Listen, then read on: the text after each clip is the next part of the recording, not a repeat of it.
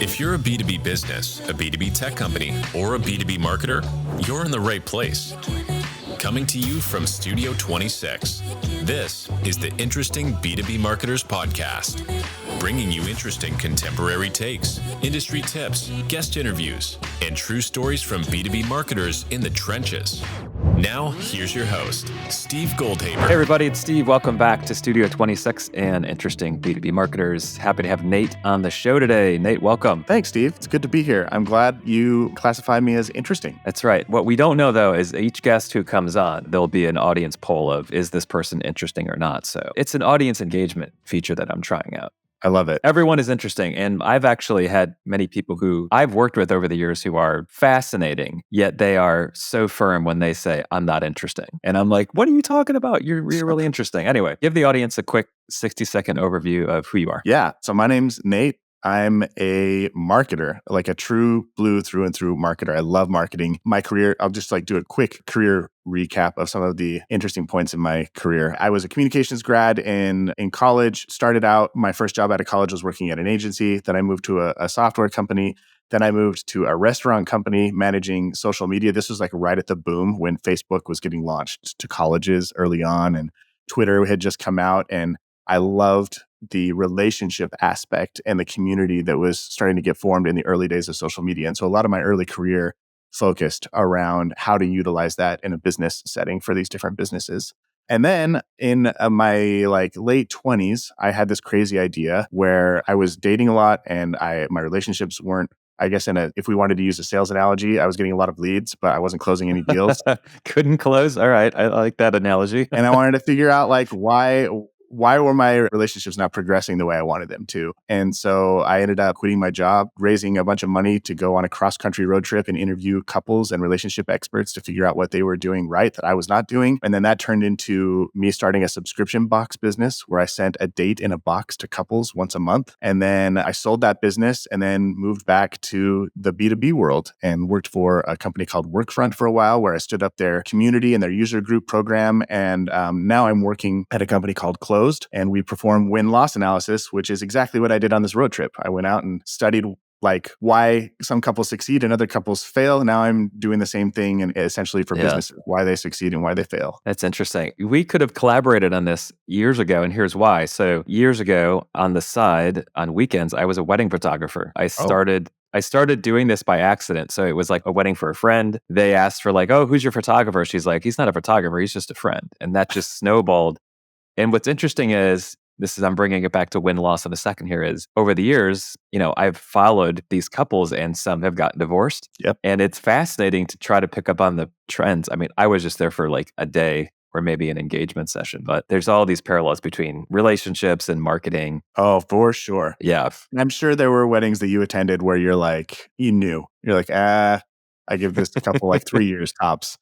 I always said that a wedding is the perfect day to learn everything about a family because everything happens on that day. People come together or, they come together and then there's a fallout with, distant cousins or aunts or arguments that happen. It's fascinating. It's probably the most interesting job I've ever had. Yeah. All right. But that will be on a future podcast. We'll do our wedding and relationship theme one for Valentine's Day. But we're going to jump off here into your first case study. And this one has to do with not necessarily jumping in right away and expecting that you're going to have sales success, but taking a step back, building a course in this example, and using that course as a means to something greater. So tell us about the first case study. So the first case study deals with a company I was working for that performs win-loss analysis services and technology. So we would go into a company and we would analyze the deals. We would talk to their buyers after a deal gets closed, and we would figure out from the buyer's perspective why a deal is won and why a deal is lost, record those conversations, pick out the themes, report them back to the company so that they can make the necessary improvements to strengthen their weaknesses and double down on their strengths so they can win more deals. So really obvious, easy sell when somebody captures the vision. But what we were running into, the problem is that we'd reach out to companies who were not doing this in a comprehensive way or in an ongoing way, but they believed they were still doing it. We'd get on a sales call with them and it would be like, oh yeah, we already do that. We track deals in our CRM. Our sales reps log why we win and lose in the CRM. Yep. And so I've already got that data. And they hadn't really caught the vision. And very frequently what we would find is product marketers would glom onto this message and they'd be like, yes, this is part of my role. I want to understand why we win and lose, but I need to prove to the leadership, to the executive team, that this is a worthwhile investment, that we can actually see a positive ROI from this. And so what we realized is that from an enablement perspective, they were having a really hard time making a case for a program like this to be established in their company. And so what I realized is that there was this hurdle before a prospect could become a customer, there was a hurdle they had to overcome. And what they had to do was essentially do what we would do for them so they could justify and show data, show customer quotes, show stories, show evidence that this practice of conducting these interviews on an ongoing basis could yield like really awesome results. And so what we did is we devised a 6-part course that walked them through, that basically indoctrinated them into our way of thinking and our methodology. And we gave them all the tools and resources and teaching that they needed to stand up their own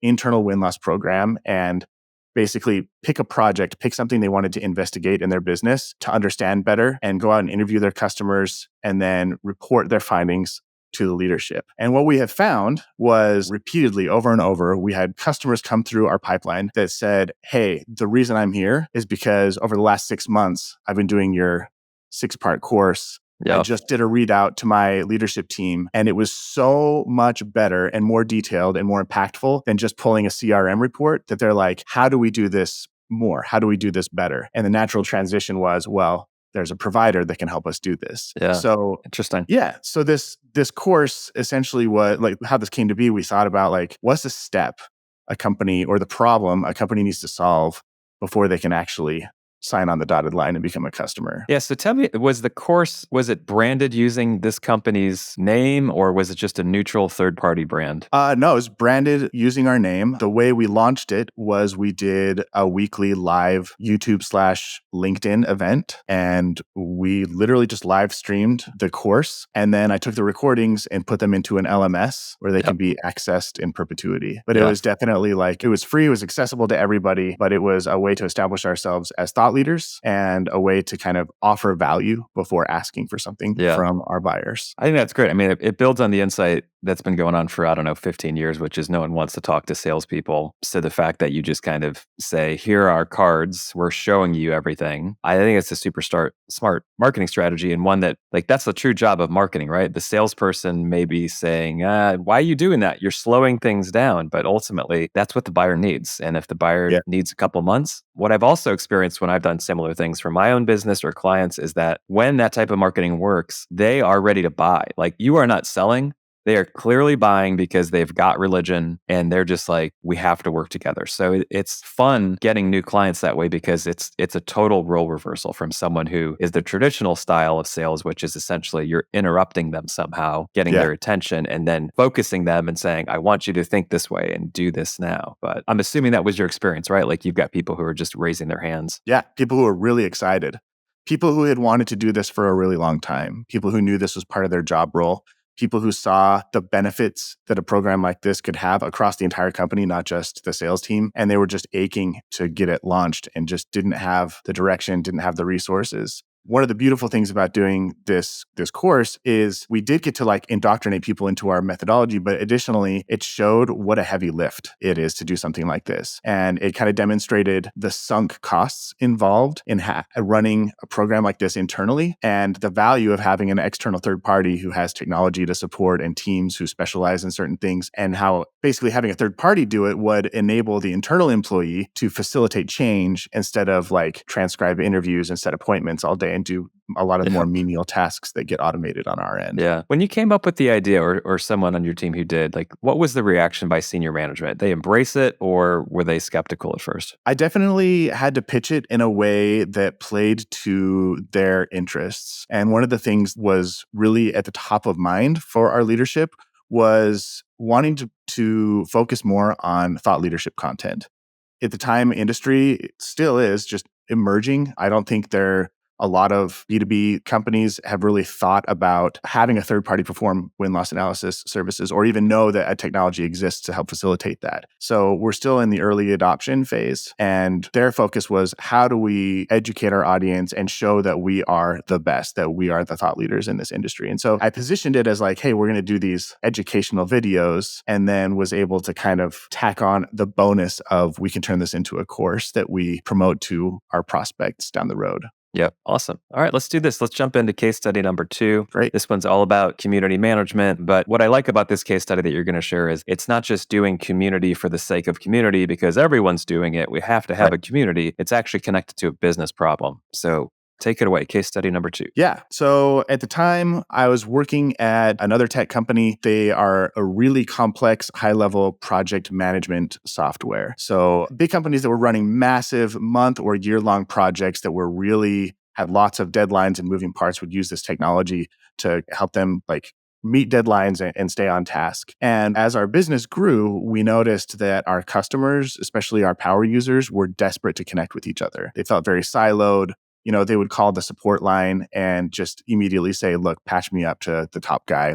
This is not a level 1 support question. They were getting a little bothered and feeling a little lonely and wanted some connection. And so I got hired to launch and roll out our community program, which grew very, very quickly. And the reason it grew quickly, we can get into the nitty-gritty details, but the basic reason was it gave our biggest fans an opportunity to connect with each other, to be positioned as thought leaders, to find answers to some complex technological questions that they had, like more technical questions that they had. And also they got a more direct connection with our team, our product team, and we're able to provide a lot more feedback into the product roadmap and their needs. And they felt like they had a more direct voice into our company. So it's a really cool program. It grew incredibly quickly and then quickly also pivoted into a user group program where we were doing live events based off of the power users in the community and where they were located. So yeah, it's fascinating. I've seen this approach a lot, and it is great. I've used it for software. One in particular was a project management software where it was so new and there was a lot of traction behind it. I got more out of it from the community than the 5 or 10 support tickets that I had to start. And even what's really fascinating about community in this application is there are things that you don't know about some software. And just by reading other people's messages and threads, you're like, whoa, I had no idea. Or, the 50 features that the product team thought was most helpful and they're pushing that in all their marketing. There's 3 other features that are the hidden gems that everyone's like, no, this is where it's at. So it's great to get the balance of you've got the version from the company, but then you also have the version from the users. I've found that incredibly helpful. Yeah, I'm a firm believer. I heard a quote once that was something along the lines of, the most important people in your life are not the people who've accomplished what you want to accomplish. They're the people who are just a few steps ahead of you. And I think one of the most valuable things a customer community provides is, connecting with somebody who's maybe 6 months further into the implementation program or process, or maybe somebody who just built a project or built out a campaign or accomplished a task that you're just starting, and they can look back because it's fresh for them and give you a little bit of a step-by-step of, hey, these are some things to avoid or some things that really helped me out. And that's what a community, I think, provides a lot. Yeah. Is this really interesting connection with people who are doing exactly what you're doing and are eager to help you out. How did you launch it? What's the approach that you took? Yeah, I think this is a big challenge for a lot of people when you launch a community. The analogy I like to use is thinking about it like a house party. I think the biggest mistake people use is they either give people too much space to play in or too little space to play in. If you're having a house party and you invite 5 or 6 guests over and the entire house is open and you've got, 2 people in a bedroom and 2 people in the basement watching a movie and 2 people playing video games upstairs or whatever, it's not much of a party. It's basically just one-off conversations happening in individual rooms. And there's not a lot of engagement. There's not a lot of energy. There's not a lot of connection. But if you flip that around and you have a house party and you invite over 100 people and you only let them into your living room, that might be a case for disaster too, because there's too much noise. It's too crowded. It's not fun. So neither of those cases is fun. So I think launching a community, one of the most important things you need to think about is how much space or what rooms do we want to have accessible to people early on, so that there's this really interesting balance between a lot of conversation happening in that room that's really meaningful and helpful, but not so much that people feel like they're drowning or they're being drowned out. And so that first year of launching that community and getting our customers involved was this really delicate balance of trying to decide when we were going to open up a new maybe room for people to play in around this specific theme or the specific product that we have, as opposed to just keeping everything in the general discussion board. I think that's probably one of the biggest things to take into consideration when you launch. Talk about how, like, give us an overview of the customer support environment and how that changed after you launched the community. This was something that I didn't anticipate would have as big of impact as it did. But in any community, whether it's Reddit or a Facebook group or something like that, there's always the power users.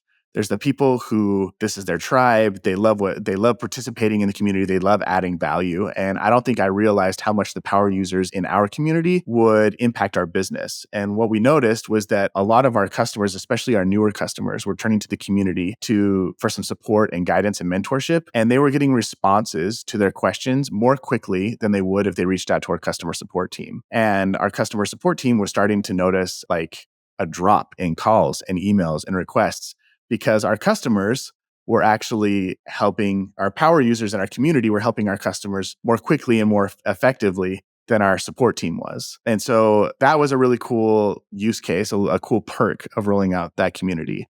We saw opportunities. We would see posts on a regular basis of people who were frustrated. We were able to flag clients who were maybe at risk of churning because they were discouraged about they were experiencing maybe a technical issue or the product wasn't working exactly the way they wanted it to. And when those issues came up in the community, I was able to notify their account manager and have them reach out and connect. And we were able to save some at-risk clients, which I think was another really cool side benefit. So yeah, it's a really powerful tool beyond just creating a space for people to connect. Yeah, awesome. All right, let's do this. Let's jump into Q&A. Tell us about your first marketing gig. What did you do? First marketing gig, was that agency job. I got hired by a really good friend of mine, and I ran what at the time we called it PPC campaigns, paid search campaigns for small businesses. And that's how I got my feet wet, and then evolved into doing some SEO as well. And that was my first kind of foray into understanding marketing in general and how businesses were making money on the internet. It was funny. So I used to work at a big agency, and the SEM practice started growing. And I learned about SEM before SEO. And it was always so funny because it was very different worlds. It was like, the SEM people are like, we control everything. It's a bidding war. And then, obviously SEO is all about user-driven technical optimization. So it was funny to see those two worlds live and breathe. And clients who are new to search, it was kind of like, well, wow, like I have my quarterly goals, which can be hit with SEM. Like that's easy. And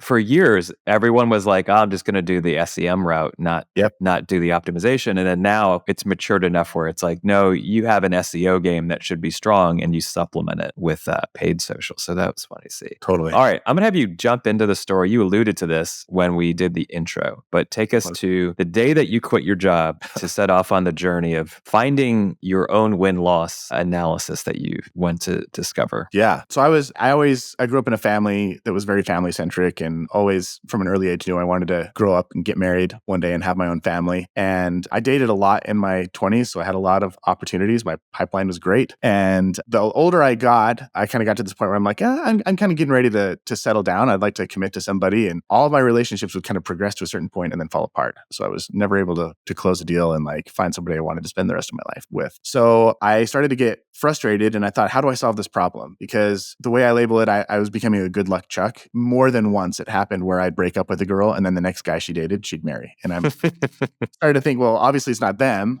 They're marriage material. So what is it about me? So I'm like, what do I have to learn here? What do I have to fix? And I started thinking like, maybe it would be a good idea for me to go connect with couples that have the type of relationship that I want and talk to them and figure out what is it that they're doing that's different than what I've been doing throughout my dating life, my 20s.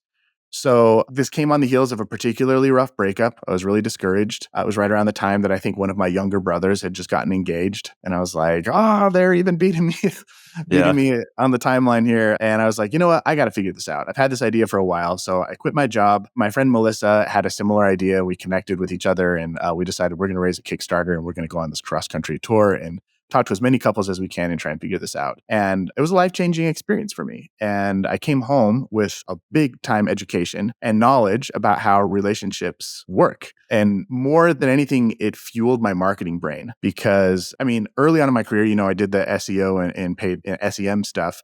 And a lot of that is like data driven. It's really analytical. But this experience really tapped into an aspect of myself. It was more like the Seth Godin side, like marketing and business is relationships driven. It's about solving problems and helping people. And the parallels, like you said earlier on, between what I learned about how like a long-term committed romantic relationship works and how a business relationship can work. There were a lot of really interesting parallels there. And during these conversations, themes started to emerge. And one of the themes that really stuck with me is that at the foundation of every amazing relationship, every amazing couple that I interviewed, the foundation of their relationship was like these three pillars of I know you, like they knew each other's hearts, they knew each other's desires, their dreams, their wishes, their fears, their anxieties. So they had this, what Doctors John and Julie Gottman called the love maps. Like they were really intimately familiar with what was going on in the other person's head and heart.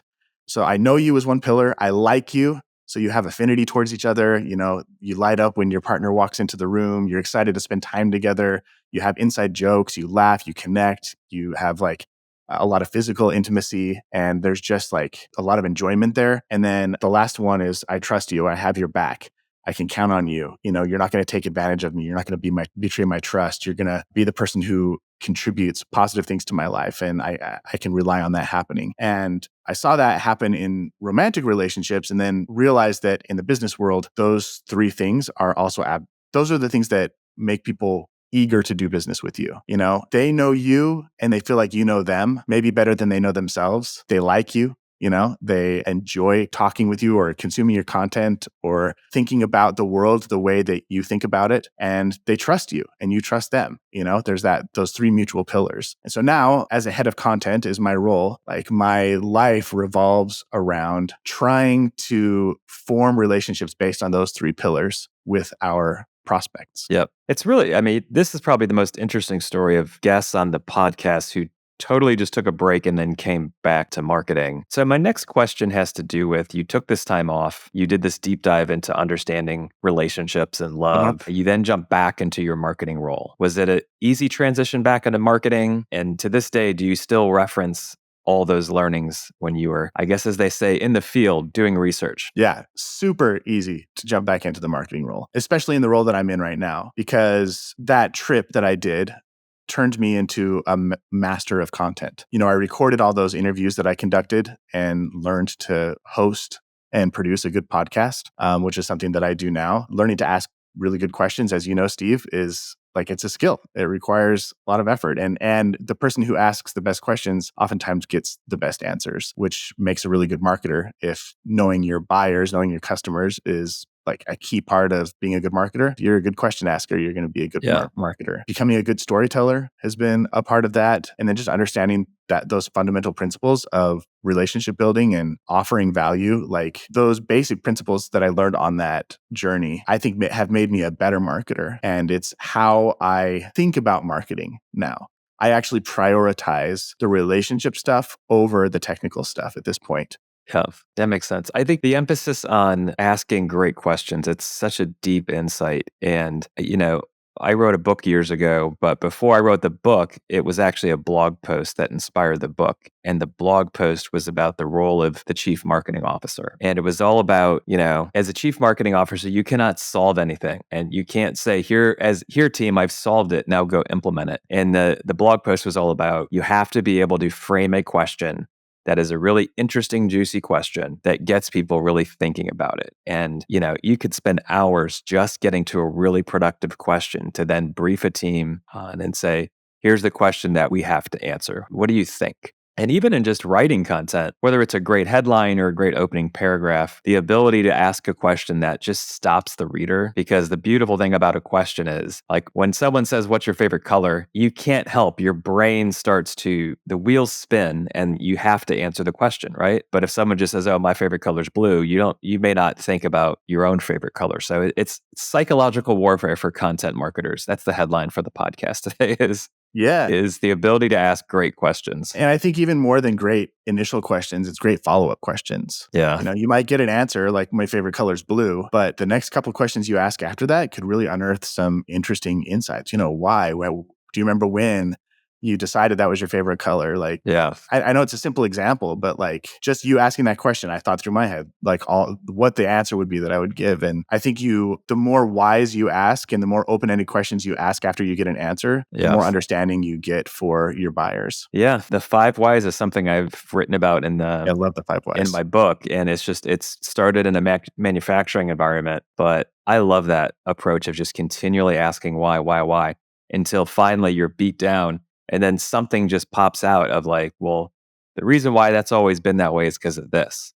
And then you're like, wow, now I've got to the insight. I try to do that with my kids all the time, and they get annoyed with me because they're on to my games of asking why over and over again. They're like, oh no, we're doing that again with dad. That's okay. That just means you're a good dad. You're making them think. Maybe I should ask them, do you know how good of a dad I am? That's my question to them. And then they'll say, why? Yeah. Why do you think you're a good dad? I could see that. One of my sons would definitely play this psychological game with me. The other one would just roll his eyes. He's older. He'll be like, I'm not doing this. This is lame. All right. So what do you love most about marketing these days? What excites you? B2B marketing has a notorious reputation of being devoid of humanity. You know, a lot of it feels really sanitized, sterile, loaded with buzzwords and technobabble. And the joy that I get out of my job right now is bringing humanity back into our marketing messaging. I love both sides of what I do. One side, like hearing from our customers and our buyers, the impact that we're having on their business and on their jobs and how much revenue we're helping them generate, the insights that we're helping them glean. Like that's a really cool experience, is talking to them and digging up those stories. And on the other side, I really love buyer research. I love trying to understand the pain points and the struggles of our ideal customer and really getting inside their head. I'm a firm believer that if you can state or describe your customer's problems better than they can, then they will automatically assume that you have the best solution. Yep. And so those moments where I can write some copy or record a video and have a customer like watch it or read it and be like, oh my gosh, you're in my head. How did you know? That's exactly what I'm dealing with. Like it's like you got inside my brain and took the words out. Those moments are magical for me. And it shows me that I'm doing a really good job. Yeah. I think too, like we've had a lot of guests on the show talk about the ICP. I think we need a WCP, which is your worst customer profile. Because living in the world of like retention and churn, I've always loved the idea of like, well, yeah, I sold something today, but I don't know how good of a sale that is. You know, like I need to wait 6 months or 2 years to see if that was a good relationship or not, you know? And I think worst customer profiles are great so that you can have that conversation before you make a sale and just say, you know, I've done this with my own business, say like, I don't think this is a good fit. Here's why I don't think it's a good fit. And I've even had some clients that wanted to work with me where I passed on them. I just explained, this is my experience as it relates to what I do. I don't think it's going to be a good long-term solution. I could never have done that in the first or second year of my business, but as I'm moving into year 6 now, you just become more mature, you're more stable, and you can make some of those recommendations to say, I know how this is going to play out, and I don't want to go on that journey. Yeah. So I've got a mini case study for you. All right, let's hear it. With this exact situation. I'm so glad you brought it up. I was talking to a revenue leader at one of our clients' businesses the other day, and he told me a story of this exact same thing, except his term was UCP, unideal customer profile. But I like WCP better, I think. He basically said what he did was went through win-loss data that they'd been collecting and started to map out the customers that were churning and what they looked like in their win-loss interviews and like what attributes they had. And he literally developed a WCP for his sales team. And it got to the point where if a prospect met certain criteria, checked a certain number of boxes, that they would literally just say, hey, we love that you're interested. Here's some other solutions, but we don't think you're a good fit for us. And he actually saw revenue increase because his sales leader or his sales reps weren't wasting time trying to overcome objections and close deals that one, either weren't going to close, had a really low likelihood of closing, or two, they would close, but they would be problematic, frustrating clients that would end up churning in a year anyway. And so there's definitely value in going through that exercise of really understanding who is not a good fit for your product. I think too, the other thing I'd love to see, I've only heard maybe an example or two of sales organizations doing this, but for those who have long-term, renewal relationships with their customers, I'd love to see sales commissions paid based upon tenure with the company. So if you bring a worse customer profile profile into the company, that commission is going to be drastically different than, wow, you've got our golden customer. They're going to be here for 5, 10 years. And like, we're going to reward you because of that, right? Like, I feel like so much of the incentives in sales is really just, here's your monthly or quarterly goal. You have to hit your bonus and you're going to get paid your commission or not. So all you care about is bringing in that money for that month or quarter. Taking the long-term view on that would change. Or like maybe your commission gets paid out in percentages year over year. So you get 50% of your commission in year 1 and then 25 in year 2 and then 10 and then I see a whole sales software category being born right now. It's just, I love it, Steve. It's just figuring out how you want to truly incent your sales team. What drives you nuts about marketing? If you looked at your calendar this week and said, I'm not taking these 5 meetings, like what's going on there? What don't you like about marketing? I hate the obsession over attribution. I definitely think attribution is important. Like, I think it's important to have a methodology of understanding what's working and what's not working. But every marketer knows that attribution is imperfect. It's probably a pet peeve of most people. And I think the focus should be on your buyers and whether or not you're doing things that will meet their needs and solve their problems, and less on tracking every single dollar that comes through and attributing every single, or trying to fight for attribution for every single lead that comes through. Yeah. That makes sense. I've heard that as a theme too. Attribution. It's like you need it, but it's also, it feels like we're just fighting for credit is what attribution is, right? Like when it's really a shared experience, like the product team gets some, the marketing team gets some, the sales team gets some. Exactly. I remember years ago, I was doing a campaign where we spent a ton of money on a homepage. I'm going to date myself. This was back in the time when the internet was like, hey, these 10 pages are like, this is where you want to be on the homepage if you want to reach people. I remember those days. And we reached, I think, a third or 40% of the US online population in one day because we did a bunch of homepage takeovers. Yeah. And of course, we cookied all these customers. We knew that they went to the client's website. And I think it was a 30 or 45-day attribution model. This was also right around holiday shopping time, which was big for this client. So since we had bought all that media and cookied all these people, we were now in a position to say, well, we know that, half of all the sales from .com were related to our one day of advertising. So we can just take credit for all of those sales. And of course, that's not right. But it was fascinating because technically you could make that attribution claim. And we chose not to do it. Like we shared the data, but it was more around, we reached a ton of people on one specific day. Right. And attribution's tricky. I feel like, especially the companies that are bigger in nature and you have multiple departments kind of wanted to get that credit. It's just tough. I think also, I'm a big believer in just asking the customer too. Like you can collect all this data, but it's just great to ask the customer too. Like, hey, looking back, you've been evaluating our business for 3 months, 6 months. What are the different things that helped you get across the finish line? And just say, here are 8 different things, and they can rank them, like the salesperson got me across the finish line. No, it was the content because I found you guys online through the content. And sometimes we're just afraid to ask for that information because it's just like another step. But I love stuff where it's just all about like, just talk to the customer and ask them. Yeah, that attribution process so much focuses on like, how did we get a lead to enter our ecosystem and not what was most important to them, what was most impactful. It's like maybe they came in through a cold email, or maybe they found you through like a LinkedIn post or an ad that you ran. But what really resonated with them was like an event they went to, or a webinar where they rediscovered you that they watched, or, some other thing that maybe got tracked further on down their life cycle. But that was the most compelling thing that made that switch flip of like, okay, now I feel a sense of urgency. I need to solve this problem. And these guys are the ones I want to go with. And that's something you can't really track in an attribution model, is like, what's the most important thing, not what's the first thing. Yep. All right. I have a final question for you. And if I know my listeners well, they've been thinking about this question the whole time. We've talked about marketing. We've talked about relationships. Are you single, Nate, or did you find someone? I found somebody. I am very happily married. We've been married for 7 years, and we have 2 beautiful daughters. One just arrived January, at the beginning of the year. So I have a little baby in my house and a toddler, and it's awesome. Nice. My toddler just cut her bangs off with her scissors yesterday. The scissors issue.